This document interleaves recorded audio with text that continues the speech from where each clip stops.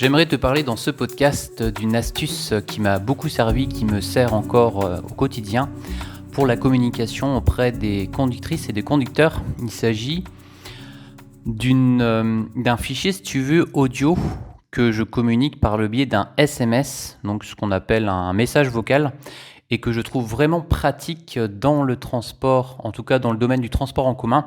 Et je vais te donner des raisons ici et des exemples pour que ce soit plus parlant.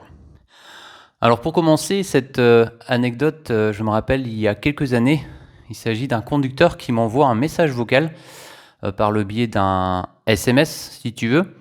Et quand je reçois ce message, je dis c'est excellent parce que déjà je n'avais pas connaissance de cette possibilité avec un smartphone et que des fois, le SMS, c'est vrai que c'est bien pratique, sauf que des fois, ton message est tellement long qu'il devient vite incompréhensible pour celui qui le lit.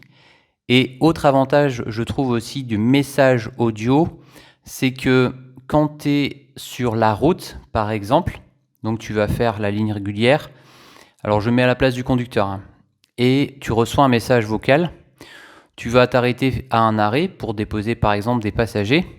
Et pendant ce temps-là, tu peux juste appuyer sur lecture, poser ton téléphone à côté et ensuite écouter ton message tout en ayant les mains libres. Et je trouve ça très pratique parce que je l'utilise aujourd'hui dans quasiment tous les messages que je dois réaliser auprès des conductrices et des conducteurs quand il y a des perturbations, notamment sur le réseau Bresgo. Et je vais te donner d'autres exemples aussi de ce que je fais avec cet outil pour que ça soit un peu plus parlant et que si toi tu es aussi à l'exploitation, que ça puisse te servir au quotidien. Alors ça a commencé, l'utilisation que j'ai faite de cet outil a commencé surtout pendant les périodes où j'étais d'astreinte, à savoir quand il y avait des perturbations en raison d'accidents, de travaux, de manifestations, etc. Et que la ligne, par exemple, était déviée. Donc ce que je faisais, donc je repérais au planning, si tu veux, les personnes qui étaient affectées, par exemple, sur la ligne 20. On va prendre un exemple, il y a eu des manifestations à Pénarcleuse, donc ça c'est un grand giratoire qu'il y a à l'entrée de Brest. Et quand on m'informait de cette situation, donc c'est un conducteur en général qui m'appelait, ce que je faisais, je lui disais, écoute, entendu, moi je vais modifier l'itinéraire de la ligne 20 et je vais faire l'information de façon très rapide pour communiquer auprès des conducteurs, pour faire donc justement dans un premier temps l'enregistrement vocal. Alors comment ça fonctionne ? Tu fais comme si tu envoies un SMS à une personne et après tu regardes sur ton smartphone en bas à droite, en tout cas sur un Android, tu as un schéma qui ressemble à une barre de son. Tu laisses appuyer sur ce logo et pendant que tu laisses appuyer, tu fais ton message.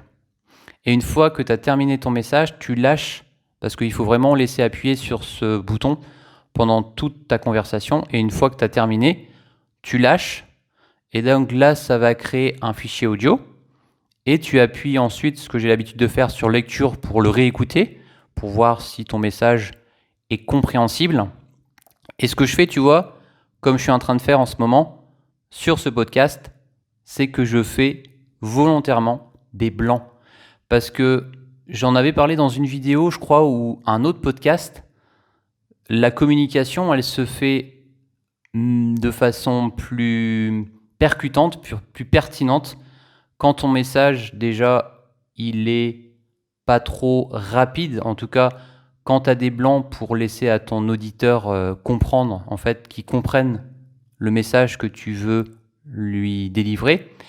Et ce que je fais aussi, quand j'envoie des messages au conducteur, quand c'est une perturbation routière, j'essaye d'être vraiment très bref et que le message dure maximum 30 secondes. Parce que au-delà, j'estime en tout cas moi qu'en tant que conducteur, quand je reçois un message de plus de 30 secondes, surtout quand je fais un service, c'est trop long et ça peut aussi porter à confusion.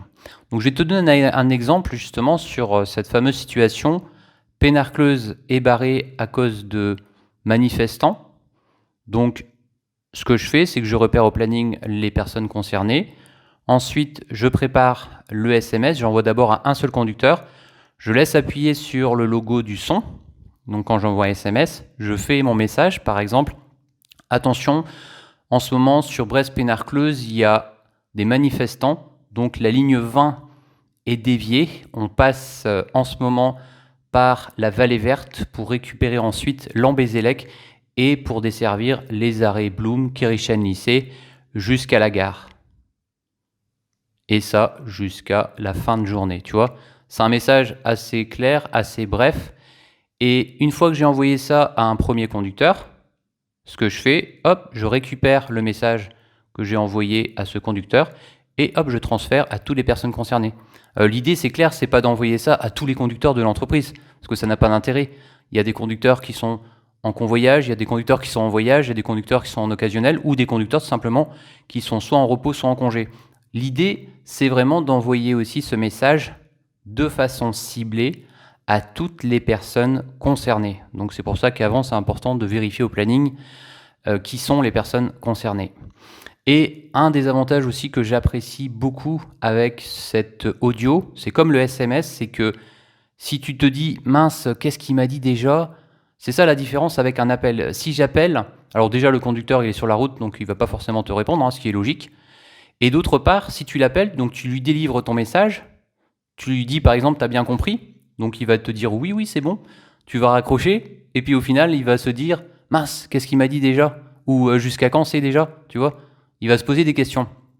Alors que si tu fais un message vocal, eh ben s'il a oublié, c'est pas grave, tu retournes sur le message vocal, tu appuies sur lecture, et comme ça, tu entends le message et tu dis « ah ouais d'accord, c'est bon, j'ai compris, c'est à partir de maintenant et c'est jusqu'à la fin de la journée, donc c'est clair pour moi ». Donc c'est vraiment le gros avantage, je trouve du message vocal, c'est que comme tu peux le réutiliser, tu peux le réécouter, c'est très pratique. Tu peux l'écouter aussi quand tu veux avoir les mains libres, il suffit d'appuyer sur lecture, donc c'est aussi très pratique à utiliser. Et la troisième, c'est qu'après, tu peux transférer ce message à, mettons, 5-6 conducteurs si ces 6 personnes sont concernées. Et c'est forcément aussi un gain de temps pour toi, parce que je sais qu'à une époque, j'avais tendance des fois à appeler les conducteurs. Donc par exemple, j'appelle le premier conducteur, et il va te poser des questions. Ah oui, mais en fait, tiens, j'ai pas pensé, il y a autre chose que je voulais te dire, blablabla. Enfin, si tu veux, ce que je vais te dire, c'est que si tu commences à appeler les conducteurs, ce que j'avais l'habitude de faire aussi, tu remarqueras que finalement, le temps de discussion va être très long et que, enfin, c'est juste pour que tu comprennes que les conducteurs suivants, donc par exemple, s'il y en a 6 concernés, ils n'auront pas eu le message à temps, c'est-à-dire qu'ils seront peut-être arrivés à Pénarcleuse et se sont retrouvés bloqués. Les appels, c'est bien aussi, sauf que je trouve que ça prend beaucoup plus de temps, parce que déjà, il faut appeler un par un, répéter en plus le même message, et surtout, c'est ça la difficulté, je trouve, en tant que personne d'astreinte à l'exploitation, c'est que cette personne, si tu l'as au téléphone, elle va sûrement te poser d'autres questions sur un autre sujet, et peut-être que tu vas pas forcément savoir lui dire, bah écoute, là, je peux pas te répondre tout de suite, parce que c'est pas ma priorité, c'est tout simplement de délivrer un message à chaque conducteur, tu vois. Donc c'est toujours du temps en plus. Donc c'est aussi un gros avantage pour les messages vocaux, c'est qu'une fois que tu as délivré ton message, il peut être écouté, puis tu n'as pas d'autres questions qui vont arriver à la suite, sauf peut-être par message vocal. Après, c'est sûr que ça peut être aussi un outil dans les deux sens. Et ce que j'apprécie, pour revenir justement à ce premier conducteur qui m'a envoyé ce message vocal il y a quelques années, ce que j'apprécie aussi, c'est que quand je reçois un message vocal, je peux le lire quand je veux, quoi. Ça peut arriver que, par exemple, quelqu'un m'appelle, il va pas forcément pouvoir me joindre parce que soit je suis en réunion, soit je suis sur la route, je suis à l'extérieur, soit je suis concentré sur un travail bien défini, ce que j'essaye de faire beaucoup en ce moment, pour être concentré et pour vraiment terminer le travail que je me suis fixé pour la journée, tu vois. Donc c'est aussi un gros avantage du message vocal, c'est que tu reçois aussi des fois en retour des messages vocaux des conducteurs et tu peux prendre le temps de lui répondre quand tu veux, tu vois. Enfin, bien sûr, pas non plus dans 15 jours, hein. C'est juste pour te donner un argument supplémentaire. Et pour aller aussi peut-être au bout des choses, alors là, c'est dans un second temps, on va dire une deuxième partie de ce podcast, c'est que maintenant, de plus en plus, j'utilise aussi les messages vocaux pour faire des brefs comptes rendus de réunion. Tu vois, en ce moment, on a eu plusieurs réunions sur le réseau travaux. Donc ça concerne les lignes Bresgo et Bibus sur Brest, parce que le chantier du tramway va commencer là, c'est d'ici quelques semaines, et pour comme ça une durée qui va aller jusqu'à 2026. Et ce que je fais, tu vois, pour tenir au courant aussi tous les exploitants de la situation, c'est qu'une fois que j'ai été en réunion, une fois que j'ai fait le point avec l'autorité organisatrice, donc pour moi par exemple ça va être la région, ce que je fais c'est que j'envoie un message vocal d'abord à une personne, donc je fais un compte rendu bref qui va durer, là par contre compte rendu bref pour moi c'est entre 2-3 minutes. 3 minutes c'est vraiment le maximum pour un compte rendu de réunion. Et une fois que ce message est fait, je l'envoie à une personne, et même principe qu'avec les conducteurs, je réutilise ce message pour le transférer ensuite à tous les exploitants concernés par rapport aux travaux justement qui vont arriver. C'est ici que se termine ce podcast. Je trouvais intéressant de parler de cet outil que j'utilise de plus en plus. Tu peux nous mettre en commentaire peut-être ton avis en tant que conducteur aussi, en tant qu'exploitant si tu es à l'exploitation, et même en tant que aussi voyageur, ce que tu en penses, que je pense que c'est intéressant de débattre sur ce type de sujet. En tout cas, je trouve en tout cas un outil qui est formidable et qui est peut-être sous-utilisé encore aujourd'hui. Et pour rebondir aussi là-dessus, tu vois, je discutais avec une personne donc à l'exploitation d'une entreprise, et puis qui, quand je l'ai vu au bureau l'autre jour, m'a dit: tiens, en fait, comment tu fais les messages vocaux, parce que ça peut m'intéresser, c'est vraiment top pour envoyer des fois à des conducteurs, plutôt que de prendre du temps de saisir des messages des fois un peu longs. C'est beaucoup plus clair de faire un message vocal. Et je lui ai expliqué, tu vois, et je pense qu'il y a plusieurs personnes qui ne sont pas au courant du fonctionnement de cet outil, qui est pourtant assez simple, sauf que comme tout, si tu t'intéresses pas, si personne te montre comment ça fonctionne, tu ne sauras pas le faire, alors qu'au final, je trouve que ça fait un sacré gain de temps quand tu utilises cet outil. On va s'arrêter là, et puis on se retrouve surtout demain et dimanche. En ce moment, c'est des reportages à 17h chaque dimanche sur le réseau Bibus.